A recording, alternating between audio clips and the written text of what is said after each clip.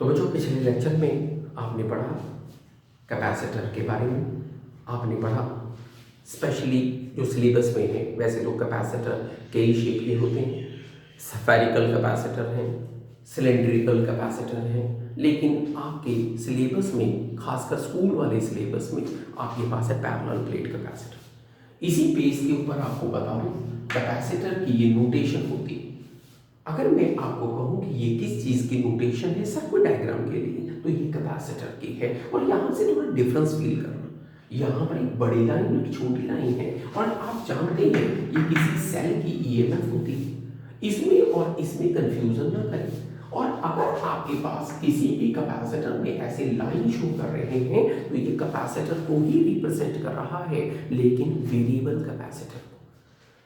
Market में ऐसे कई कैपेसिटर और कई फंक्शन अवेलेबल हैं जहां कैपेसिटर की कैपेसिटी को आप चलते चलते वेरी भी कर सकते हैं। उसी तरह से ये वेरिएबल ईएमएफ है। तो मैं आपको बता दूं, अभी तक हम पढ़ चुके हैं parallel plate capacitor, parallel plate capacitor और उसका प्रिंसिपल भी और उसकी कैपेसिटेंस का आंसर भी।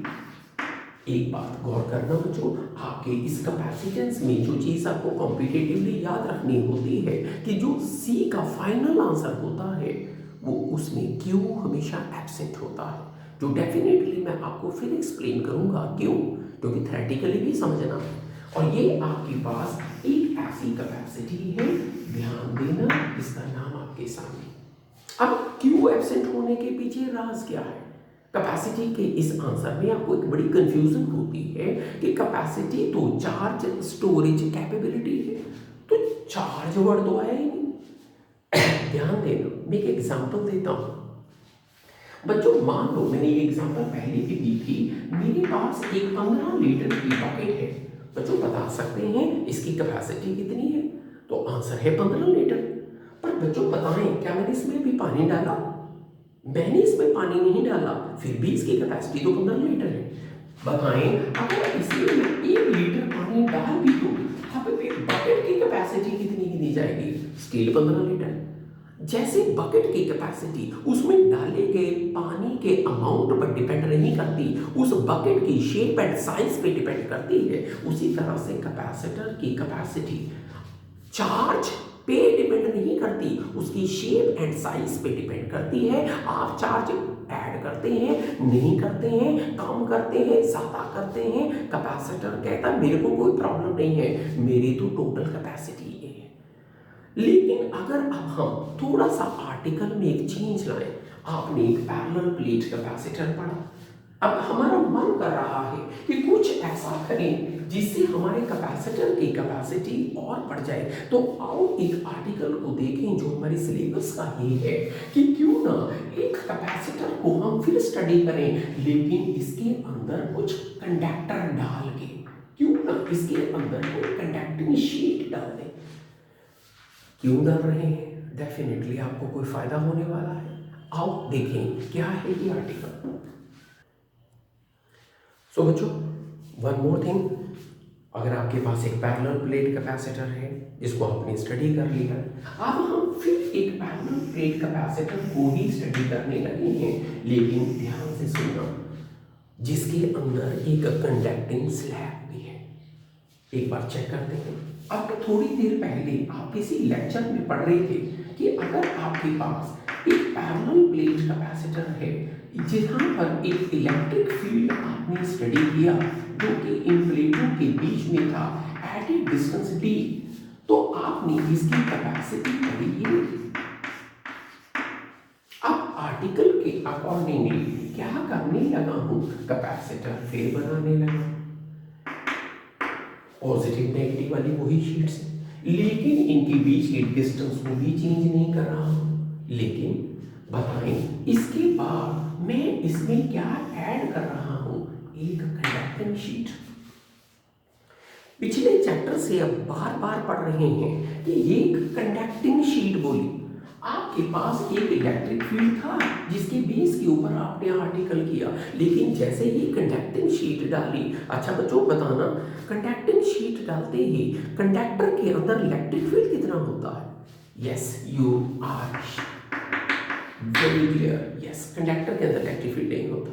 अगर कंडक्टर के अंदर इलेक्ट्रिक फील्ड नहीं होता तो बताएं यही इलेक्ट्रिक फील्ड जिसको मैंने इस फोटो में ई नॉट बनाया था, ई नॉट अभी भी वैसा ही जा रहा है जैसे पहले जा रहा था, लेकिन कंडक्टिंग शीट डालते हुए हमने जो कंडक्टिंग शीट डाली जिसकी थिकनेस टी थी, मान लो उसकी थिकनेस टी है, वो थिकनेस जो डेफिनेटली डी से कम है, जब आप इस शीट को डालोगे तो इलेक्ट्रिक फील्ड का व्यू ऐसा हो जाएगा। वही इलेक्ट्रिक फील्ड जो प्रिवेल कर रहा था प्लस से माइनस, अभी भी प्लस से माइनस अभी भी प्रिवेल कर रहा है, लेकिन वो किस इलाके में था, वो पहले डी इलाके में था, लेकिन जैसे ही आपने कंडक्टिंग स्लैब डाली वो डी इलाके में से इलेक्ट्रिक फील्ड स्लैब डालते ही टी नाम की थिकनेस में से वो इलेक्ट्रिक फील्ड गायब हो जाएगा। मतलब इलेक्ट्रिक फील्ड अभी भी प्रेजेंट है लेकिन बाहर, लेकिन आपका इलेक्ट्रिक फील्ड जो है वो कुछ देर के लिए कंडक्टिंग वाले एरिया से गायब हो गया है।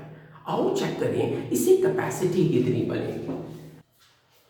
तो बच्चों आपके पैरेलल प्लेट कैपेसिटर में आपने अभी पढ़ा, पैरेलल प्लेट कैपेसिटर जब आप कर रहे थे बिना कंडक्टिंग शीट वाला तो प्लीज चेक करना, तब आपके पास पोटेंशियल डिफरेंस ये आया था। आप चेक कर सकते हैं आपके पास प्रीवियस आर्टिकल में पोटेंशियल डिफरेंस जैसे आपने BA माइनस BB लिखा था वो ये आया था, लेकिन क्या आप बता सकते हैं इस फिगर और इस फिगर में क्या फर्क है?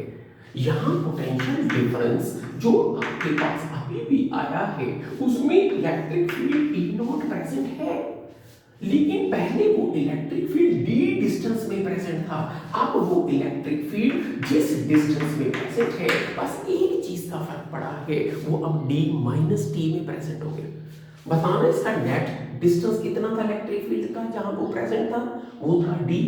स्लैब डालते ही कितने रीजन में से इलेक्ट्रिक फील्ड गायब हो गया, t में से।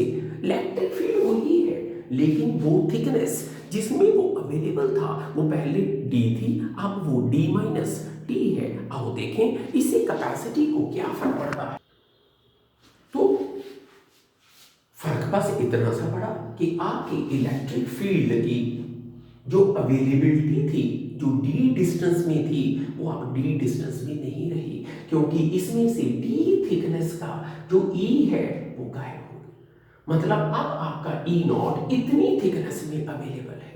बाकी आर्टिकल के लिए हम फिर वहीं से स्टार्ट करेंगे। दो प्लेटों के बीच के इलेक्ट्रिक फील्ड को मैं फिर यहाँ पर लिखूंगा बच्चों। Tell me what is sigma, यहाँ पे इसे उसी तरह से चार्ज अपॉन एरिया में आपको फिर बताना चाहूंगा। आर्टिकल तो कैपेसिटी ढूंढने का और कैपेसिटेंस के उस मास्टर फार्मूले को फिर याद करें। कैपेसिटेंस का मास्टर फार्मूला होता है Q अपॉन पोटेंशियल डिफरेंस। बच्चा टेल मी Q को Q लिख रहा हूँ, Q लिख रहा हूँ, एप्सिलॉन नॉट A लिख रहा हूँ, D माइनस T लिख रहा हूँ। आपका Q कट गया, हर बार कटेगा। एंड टेल मी आपकी कैपेसिटेंस का आंसर क्या आ रहा है। तो आपके पास कंडक्टिंग शीट डालने पर मैं यहाँ पर लिख देता हूँ कि आपकी नेट कैपेसिटेंस आई है epsilon not A divided by D minus T। अच्छा आप इस चीज को रिकॉल करके देखें, सोच के देखें, ये वो आंसर है जब आपने कंडक्टिंग शीट डाल दी है। बच्चों बता सकते हैं जब आपने कंडक्टिंग शीट नहीं डाली हुई थी तब आपका आंसर क्या था? ये था वो आंसर जो इस आर्टिकल का आंसर है। ये है वो आंसर जो आपके पास वो था जो बिना शीट के था। अब बताएं इन दोनों केसेस में जब मैंने शीट डाली क्या इस क्वेश्चन में d माइनस टी बन गया? क्या डिनोमिनेटर कमजोर नहीं पड़ा? क्या ऐसा करने का मतलब कैपेसिटी बढ़ नहीं गई? अब शायद आप समझ गए होंगे कि हम क्यों प्रेफर करते हैं कि एक कैपेसिटर की कैपेसिटी बढ़ा दी जाए। कैसे प्रेफर करते हैं तो सुनिए, one of the method for increasing the capacitance of the already existing parallel plate capacitor, उसके अंदर एक कंडक्टिंग मीडियम डालिए। कंडक्टिंग मीडियम डालने से जो आपकी नेट कैपेसिटी है उसका फार्मूला एप्सिलॉन नॉट ए नहीं, epsilon naught a divided by D minus D आ जाएगा। और डिनोमिनेटर क्या है, कम, क्या बढ़ गई है, कैपेसिटी। और आपको ये पता लग गया होगा कि हमने इस आर्टिकल को क्यों किया है। अब मन में एक बात आती है कि अगर कंडक्टिंग शीट डालने से कैपेसिटी बढ़ जानी थी तो आपने पहले क्यों नहीं कंडक्टिंग शीट डाल दी बीच में। बच्चा कंडक्टिंग शीट सुनने में कितनी मज़ेदार लग रही है क्योंकि वो कैपेसिटी बढ़ा रही है, लेकिन क्या आप जानते हैं इसमें कुछ प्रॉब्लम्स भी हैं।